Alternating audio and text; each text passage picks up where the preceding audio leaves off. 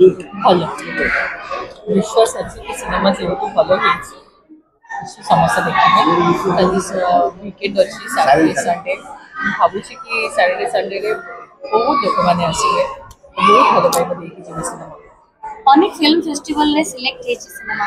ଆଗକୁ ଓଡ଼ିଶା ରାଜ୍ୟ ପୁରସ୍କାର ପାଇଁ ଆଶା ରଖିଛନ୍ତି।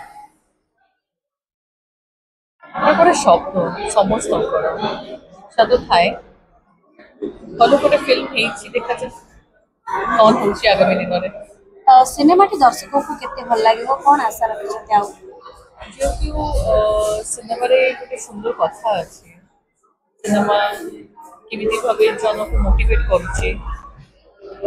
ଶିଖାଉଛି ଯେ ଜୀବନରେ କେମିତି ଭାବେ ସ୍ୱପ୍ନକୁ ମାନେ ସାକାର ବି କରିପାରେ ବୟସର କିଛି ଆବଶ୍ୟକତା ନାହିଁ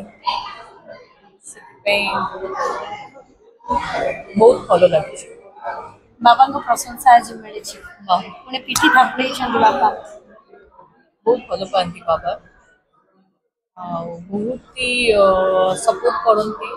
କୁହନ୍ତି କି ମା ଭଲ କାମ କରିଚାଲ ଆଉ ସେଟା ଯାতে ପହଞ୍ଚେ ଲୋକମାନଙ୍କ ପାଖରେ ଯୋଉଟା ଫିଲ୍ମ ତମେ କରୁଛ ସେଟା ଯାতে ଲୋକମାନଙ୍କର ହୃଦୟକୁ ଯାতে ପହଞ୍ଚେ ଯେ ହଁ କିଛି ଏଠି ଶିଖିକି ଆମେ ଯାଉଛୁ ଏଇଟା ଗୋଟେ ଲର୍ଣ୍ଣିଂ ଏକ୍ସପିରିଏନ୍ସ ଆପଣ କହିପାରନ୍ତି ଏବେ ସବୁ ଦର୍ଶକ ମାନଙ୍କ ଉପରେ ଡ୍ୟାଡି ବାବୁ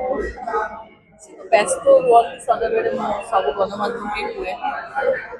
ତ ଯୋଉଦିନ ବ୍ୟସ୍ତତା ଭିତରେ ତାଙ୍କୁ ସମୟ ମିଳିବ ସେ ନିଶ୍ଚୟ ଆସିବେ ମ୍ୟାଡ଼ାମ୍ ଯେତେବେଳେ ଦଶର ଆପଣଙ୍କ ବିଷୟରେ କହିଥିଲେ ସେଟା ଆପଣ ଇମୋସନାଲ୍ ହେଇଯାଇଥିଲେ। ମୁଁ ଆକ୍ଚୁଆଲି ବାବାକୁ ବହୁତ ଭଲ ପାଏ ମୁଁ ସଦାବେଳେ ସବୁ ଗଣମାଧ୍ୟମରେ କୁହେ କି ବାବା ହେଉଛନ୍ତି ମୋର ବେଷ୍ଟ ଫ୍ରେଣ୍ଡ ମୁଁ ବହୁତ କିଛି ଜୀବନରେ ମାନେ ବାହା ହେଇକି ଆସିବା ପରଠୁ ବହୁତ ବାବା ନିଜେ ମୋତେ ବହୁତ ହି ପ୍ରେସ୍ କରନ୍ତି ବହୁତ ଭଲ ପାଆନ୍ତି କୁହନ୍ତି କି ମା ଗୋଟେ କଲିକତାର ଝିଅ ଆସିକି ଓଡ଼ିଶାରେ ଏକା ଆସିକି ଆଜି ଗୋଟେ ଫ୍ୟାମିଲି ବନେଇଲା ଏଇ ଜର୍ଣ୍ଣିଟାକୁ ବାବା ବହୁତ ଆପ୍ରିସିଏଟ୍ କରନ୍ତି ଆଉ ବେଙ୍ଗଲରୁ ଆସିଥିଲେ ସିନେମା କରିବା ପାଇଁ ଆଜି ଓଡ଼ିଶା ପାଇଁ ଗୋଟେ ଖୁସିର ଜିନିଷ ଦେଇଛନ୍ତି ଓଡ଼ିଶାକୁ କେମିତି ଆପଣ ଗିଫ୍ଟ ଦେଇଛନ୍ତି କେମିତି ଦେଖୁଛନ୍ତି? এই ସିନେମା ଯେହେତୁ ନ୍ୟାସନାଲି ଆଉ ଇଣ୍ଟରନ୍ୟାସନାଲି ଲୋକମାନେ ଏତେ ଭଲ ପାଇବା ଦେଇଛନ୍ତି ମୁଁ ଚାହିଁବି କି ସମସ୍ତେ ସମସ୍ତେ ଏଇ ସିନେମାକୁ ଦେଖନ୍ତୁ ଇଏ ଓଡ଼ିଶା ମାଟିର କାହାଣୀ